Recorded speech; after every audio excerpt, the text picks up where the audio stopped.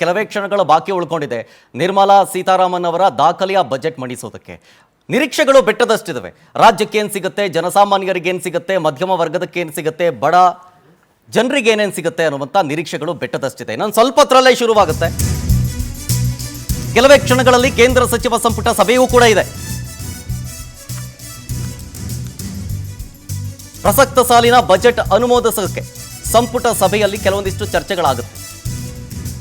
ಪ್ರಧಾನಿ ನರೇಂದ್ರ ಮೋದಿ ಅವರ ನೇತೃತ್ವದಲ್ಲಿ ಬಜೆಟ್ಗೆ ಒಪ್ಪಿಗೆಯನ್ನ ನೀಡಲಾಗುತ್ತೆ. ಅಲ್ಲಿನ ಪ್ರೊಸೀಜರ್ ಬಗ್ಗೆ ನಾನು ಹೇಳ್ತಾ ಇದ್ದೀನಿ. ಬಜೆಟ್ ಬಗ್ಗೆ ಸಂಪುಟಕ್ಕೆ ಸಂಕ್ಷಿಪ್ತವಾಗಿ ಸಚಿವರು ವಿವರಣೆಯನ್ನ ಕೊಡ್ತಾರೆ. ಪ್ರಸಕ್ತ ಸಾಲಿನ ಬಜೆಟ್ ಅನುಮೋದಿಸ್ತಾರೆ. ಸಂಪುಟ ಸಭೆಯಲ್ಲಿ ವಿವರಣೆಯನ್ನ ಕೊಡ್ತಾರೆ. ಬಜೆಟ್ನ ವಿಚಾರಕ್ಕೆ ಸಂಬಂಧಪಟ್ಟಂತೆ ಪ್ರಧಾನಿ ನರೇಂದ್ರ ಮೋದಿ ಅವರ ನೇತೃತ್ವದಲ್ಲಿ ಬಜೆಟ್ಗೆ ಒಪ್ಪಿಗೆಯನ್ನ ಕೊಡಲಾಗುತ್ತೆ. ರೆಗ್ಯುಲರ್ ಪ್ರೊಸೀಜರ್ ಇದು.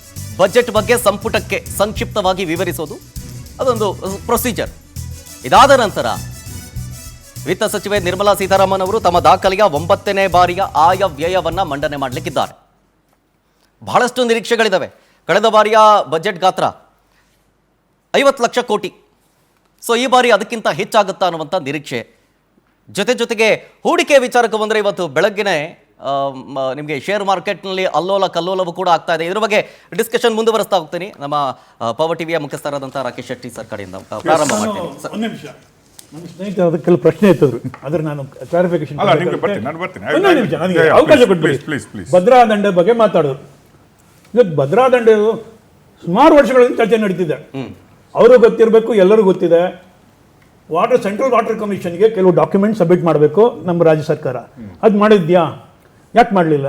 ಪ್ರತಿ ವರ್ಷ ಪ್ರತಿ ಸಮಯದಲ್ಲಿ ಇಂಥ ಬಜೆಟ್ ಬರುವಾಗ ಕೇಂದ್ರ ಸರ್ಕಾರ ಮಾಡಲಿಲ್ಲ, ಅದಕ್ಕೆ ಅನುಮೋದನೆ ಕೊಡಲಿಲ್ಲ ಅಂದರೆ ಹೇಗೆ ಸರ್? ನೀವು DPR ಕೊಡಬೇಕು, ಡ್ರಾಯಿಂಗ್ಸ್ ಕೊಡಬೇಕು, ಅವ್ರು ಏನು ಕೇಳಿದಾರೆ ಮಾಹಿತಿ ಕೊಡಬೇಕು. ಅದು ಕೊಡಿದ್ರೆ ಹೇಗೆ ನೀವು ಮಾಡ್ಬೋದು? ಇನ್ನೊಂದು ರೈಲ್ವೆ ಪ್ರಾಜೆಕ್ಟ್ ಬಗ್ಗೆ ಹೇಳಿದ್ರು. ನಾನು ಒಬ್ಬ ರೈಲ್ವೆ ಆ್ಯಕ್ಟಿವಿಸ್ಟು. ನಾನು 1995 ರೈಲ್ವೆ ಗಮನ ಕೊಡ್ತಾ ಇದ್ದೀನಿ. ರಾಕೇಶ್ ಶೆಟ್ಟಿ ಅವರಿಗೂ ಗೊತ್ತು. ನಾವು 4 ಪ್ರಶ್ನೆ ಇತ್ತರು. ತುಮಕೂರು, ರಾಯದುರ್ಗ, ಮಾರಿಕುಪ್ಪಮ್ಮು, ಕುಪ್ಪಮ್ಮು. ಸರ್, ಈ ಪ್ರಾಜೆಕ್ಟ್ಸ್ ಯಾವಾಗ ಸ್ಯಾಂಕ್ಷನ್ ಆಗಿರೋದು? 15 ವರ್ಷ ಆಯಿತು. ಲ್ಯಾಂಡ್ ಅವೈಲಬಿಲಿಟಿ ಇಲ್ಲ. ಈಗ ಪ್ರಾಜೆಕ್ಟ್ ಮುಂದೆ ಸಾಗ್ತಾ ಇಲ್ಲ. 2014ನಲ್ಲಿ ಲಾಸ್ಟ್ ಬಜೆಟ್ ಕೊಟ್ಟಿದ್ದು UPA ಸರ್ಕಾರ 840 crores. ಇವತ್ತು ಏನಿದೆ ಫಂಡ್ಸು? 7,500 ಕೋಟಿ. ಅಂದರೆ ನೀವು ಲ್ಯಾಂಡ್ಸ್ ಕೊಡಿ ಸರ್. ಲ್ಯಾಂಡ್ಸ್ ಕೊಟ್ಟರೆ ತಾನೇ ಪ್ರಾಜೆಕ್ಟ್ ಪ್ರೋಗ್ರೆಸ್ ಆಗುತ್ತೆ. ಇವಾಗ ಅದ್ಬಿಡಿ.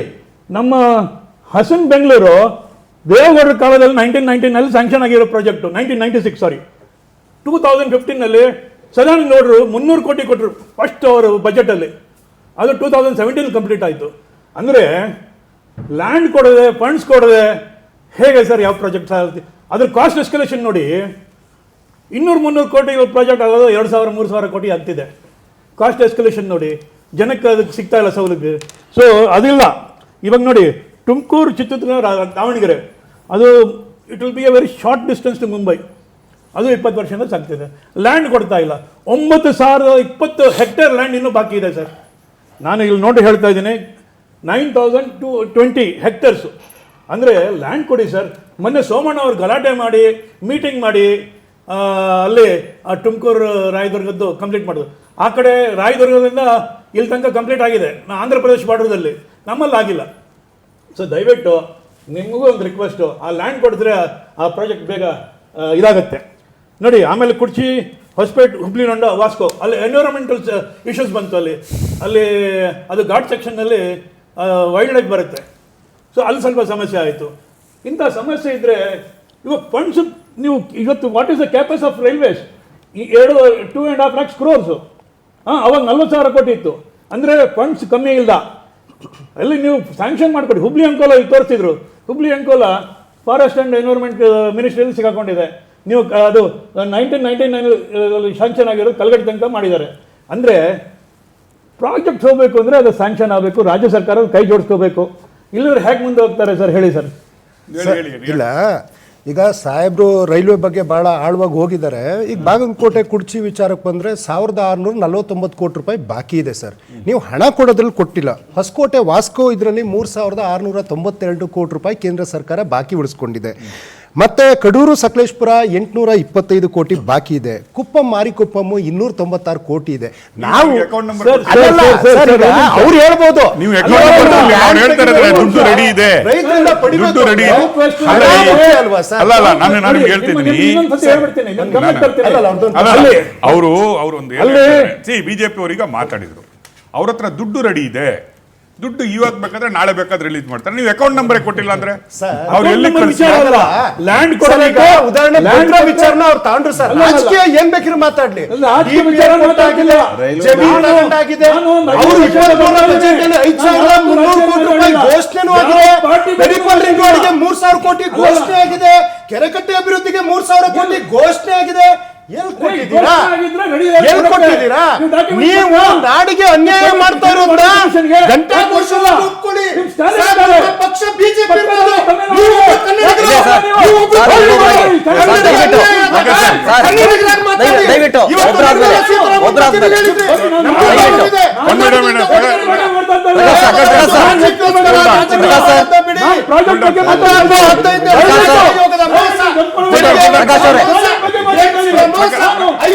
ಪ್ರಕಾಶ್ ಅವರೇ ದಯವಿಟ್ಟು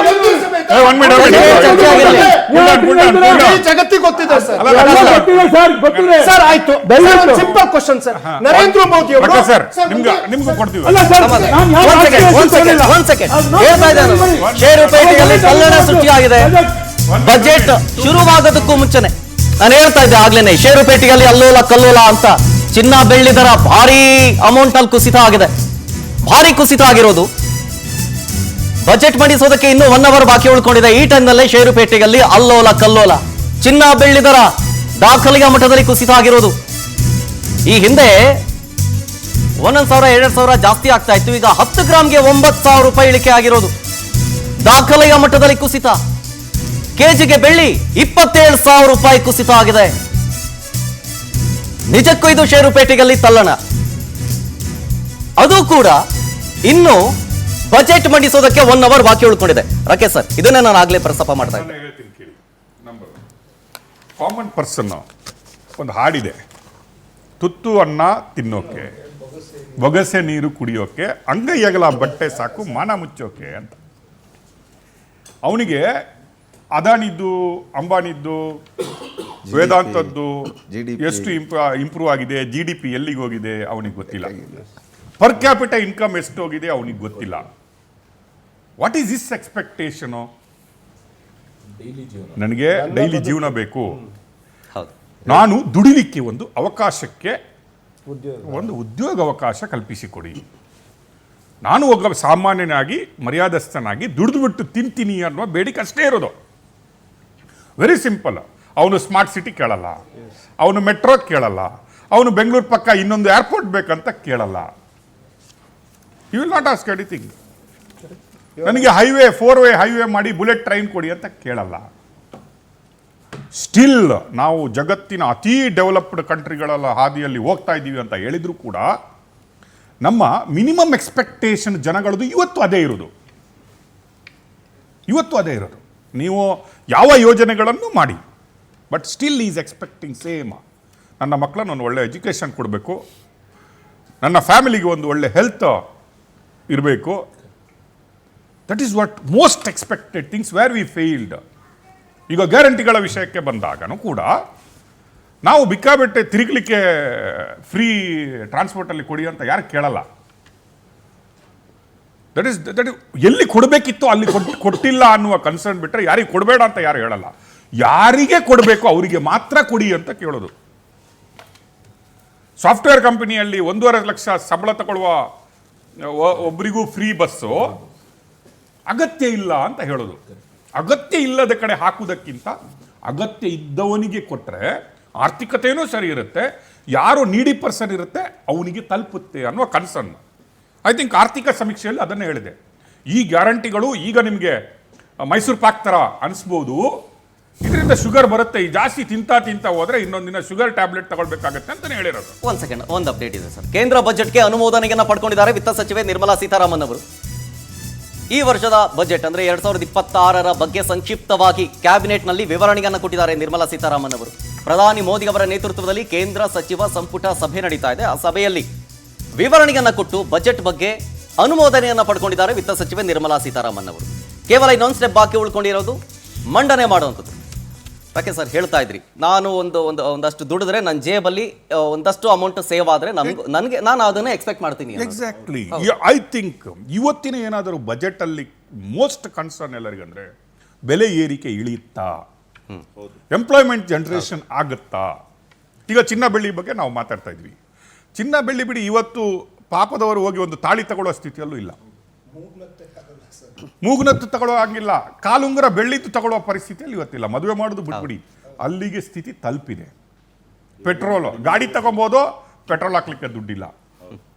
ಗಾಡಿ ಏನಾದರೂ ಕಷ್ಟ ಮಾಡಿಬಿಟ್ಟು ಒಂದು ಬೈಕ್ ಏನಾದರೂ ದುಡ್ಡು ಒಟ್ಟು ಮಾಡಿಬಿಟ್ಟು ತಗೊಬೋದು, ಬಟ್ ಪೆಟ್ರೋಲಲ್ಲಿ ಹೋಗ್ಲಿಕ್ಕೆ ಆಗಲ್ಲ.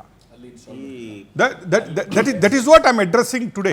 ಕನ್ಸರ್ನ್ ಎಲ್ಲಿರಬೇಕು ನಮಗೆ ಅಂದರೆ ಇವತ್ತು ನಾವು ಜನಸಾಮಾನ್ಯನ ಬಗ್ಗೆ ಕನ್ಸರ್ನ್ ಇರಬೇಕು. Number one, what he is doing man, ನಾಳೆ ಏನಾಗಬಹುದು ಅನ್ನೋದು. ಎಸ್, ನಮಗೂ ಸ್ಮಾರ್ಟ್ ಸಿಟಿ ಬೇಕು. ಈಗ ಅವ್ರು ಹೇಳಿದಾಗೆ ಬೆಂಗಳೂರು ಪಕ್ಕ ನಮಗೂ ಒಂದು ಏರ್ಪೋರ್ಟ್ ಬೇಕು, ನಮಗೂ ಬುಲೆಟ್ ಟ್ರೈನ್ಗಳು ಬೇಕು, ನಮಗೂ ರೈಲ್ವೇಸ್ ಬೇಕು, ನಮಗೂ ಶಿರಾಡಿ ಘಾಟು ಬೇಗ ಹೋಗಬೇಕು. ನಾನು ಮೈಸೂರಿಗೆ ಬೇಗ ನಾನು ರೀಚ್ ಆಗಬೇಕು, ಒಂದು ಬುಲೆಟ್ ಟ್ರೈನ್ ಮಾಡಿಬಿಡಿ. ಎಕ್ಸ್ಪೆಕ್ಟೇಷನ್.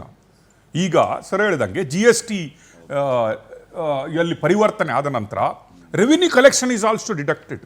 ರೆವಿನ್ಯೂ ಕಲೆಕ್ಷನ್ ಏನು ಆಗ್ತಾ ಇತ್ತು ಮುಂಚೆ, ಯಾವ ಪರ್ಸೆಂಟೇಜಲ್ಲಿ ಅದು ಮಾಡ್ತಾ ಇದ್ರು, ಈ ಸಲ ನಿರ್ಮಲಾ ಸೀತಾರಾಮನ್ಗೆ revenue versus collection versus expenditure ಇದೆ ಅಲ್ವಾ, ಅದನ್ನು ಸರಿದೂಗಿಸುವುದು ಕೂಡ, ವಿತ್ತೀಯ ಕೊರತೆಯನ್ನು ನೀಗಿಸುವುದು ಕೂಡ ಅಷ್ಟೇ ಒಂದು ಚಾಲೆಂಜಿಂಗ್ ಇದೆ. ಗೌರ್ಮೆಂಟ್ ಕಾಣಿಸೆ ನೀವು ಎಲ್ಲ ಅಂತ. ಇನ್ನೊಂದು ಬರ್ತೀನಿ ನಾನು, ನಿರೀಕ್ಷೆಗಳ ಬಗ್ಗೆ ಬಂದಾಗ ಟ್ಯಾಕ್ಸ್ ಪೇಯರ್ ಲಾಸ್ಟ್ ಟೈಮ್ 12, ಈ ಸಲ 15 ಎಕ್ಸ್ಪೆಕ್ಟೇಷನ್ ಇಟ್ಕೊಂಡಿದ್ದಾರೆ. ಅದಕ್ಕಿಂತಲೂ ಇನ್ನೊಂದು ವಿವಾದಿತ ಟ್ಯಾಕ್ಸ್ಗಳು, ಡಿಸ್ಪ್ಯೂಟೆಡ್ ಟ್ಯಾಕ್ಸ್ ಅಂತ ಏನು ಇದೆ ಅಲ್ವಾ, 18 lakhs crores ಸೆಟಲ್ಮೆಂಟ್ ಆಗದೆ ಇರುವಂತಹ ಒಂದು ಬ್ಯಾಲೆನ್ಸ್ ಇದೆ. ಲಾಸ್ಟ್ ಟೈಮ್ ನೀವು ನೋಡಿದ್ರಿ 2-3 ಬಜೆಟ್ಗಳಲ್ಲಿ ಒಂದು 10,000 ಡಿಸ್ಪ್ಯೂಟ್ ಇದ್ದವರಿಗೆ ಬಿಟ್ಬಿಟ್ರು, ಇಷ್ಟು ಚಿಕ್ಕವರಿಗೆ ಬಿಟ್ಬಿಟ್ರು. Whether we can expect that amnesty scheme ಈ ಸಲ ಬರ್ಬೋದು, ಬಂದುಬಿಟ್ಟು ಅದನ್ನು ಏನಾದರೂ ಒಂದು ಚಾನ್ಸ್ ಸೆಂಟ್ರಲ್ ಗೌರ್ಮೆಂಟ್ ತಗೊಬೋದು ಅಂತ ಅನಿಸುತ್ತೆ ನಿಮಗೆ ಅನಿಲ್ ಸರ್? ಈ ಸಲ ಅದು ಬರೋದು ಬಿಕಾಸ್ ಲಾಂಗ್ ಅವೈಟೆಡ್ ನಾವು. ಇದೊಂದು ಲಿಟಿಗೇಷನಲ್ಲಿ ಇವಾಗ ಅವ್ರ ಪಾಲಿಸಿನೂ ಬಂದಿದೆ, 5 ಕೋಟಿ ಕಡಿಮೆ ಇದ್ದರೆ ಸುಪ್ರೀಂ ಕೋರ್ಟ್ ಹೋಗಬಾರ್ದು, ಅದು ಇದೆಲ್ಲ ಬಂದಿದೆ. ಸೊ ಇವಾಗ ಇದು ಒಂದು ಬಂದರೆ, which we all expect as tax practitioners, we all expect this. ಅದು ಏನೋ ಇಷ್ಟು because all the States are going, especially watt ಇದೆಲ್ಲ ಇವಾಗ ಕರ್ನಾಟಕನೂ ಅಷ್ಟೇ, ನಮ್ಮ ರಾಜ್ಯ ಇದು ಮಾಡ್ತಾ ಇದ್ದಾರೆ. ಹಳೆ ಇದು ಏನಾದರೂ ಇದ್ದರೆ ವ್ಯಾಟ್ ಇದೆಲ್ಲ ಸೆಟಲ್ ಮಾಡೋಣ ಅಂತ. ಬಿಕಾಸ್ ಲಿಟಿಗೇಷನ್ ಹೋದರೆ ಒನ್ ಥಿಂಗ್ ಇಸ್, ಇನ್ನೊಂದು ಇದಾಗಿರೋದು ಲೆಟ್ಸ್ ಟೇಕ್ ನಾವು 90 ಇವಾಗ ಬರ್ತಾಯಿದೆ 2010 ಲಿಟಿಗೇಷನ್ ಬರ್ತಾಯಿದೆ, 10-15 ವರ್ಷ ಆಯಿತು. ಜಸ್ಟ್ ಇಮ್ಯಾಜಿನ್ ಸಪೋಸ್ ಅದು ಎಗೇನ್ಸ್ಟ್ ಹೋದರೆ the interest liability on that person, the delay may be because of the ಏನೋ ನಮ್ಮ ಕೋರ್ಟ್ಸ್ ಎಲ್ಲ ಸ್ವಲ್ಪ ಡಿಲೇ ಆಗ್ತಾ ಇದೆ, it goes like this. But 10 ವರ್ಷ 15 ವರ್ಷ ಆದಮೇಲೆ the interest portion it's will be 2 times 3 times. So ಈ ಥರ ಒಂದು ಪಾಲಿಸಿ ತೊಗೊಂಡು ಬಂದರೆ ಅಟ್ಲೀಸ್ಟ್ ಇಂಟ್ರೆಸ್ಟ್ ಪೆನಾಲ್ಟಿ